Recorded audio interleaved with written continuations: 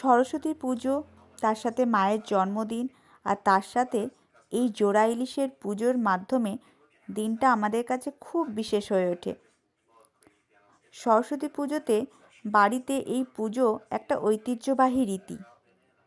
এটা শুধু ট্র্যাডিশন নয়, এটা আমাদের পরিবারের সমৃদ্ধি এবং সম্পর্কের গভীরতাকেও প্রকাশ করে। এই পুজোর দিন, এই সরস্বতী পুজোর দিন এই জোড়া ইলিশের পুজো, জোড়া বেগুন, সোনার উপর পুজো আমাদের পরিবারের ঐতিহ্য আর ভালোবাসার প্রতীক। এই বিশেষ দিনে আমরা সবাই একত্রিত হই, যা আমাদের পারিবারিক বন্ধনকে আরও দৃঢ় করে। মা সরস্বতীর কৃপায় আমাদের এই পারিবারিক সুখ সমৃদ্ধি বজায় থাকুক ও ভালোবাসার বন্ধন আরও দৃঢ় হোক, এই প্রার্থনাই সবসময় করে থাকি।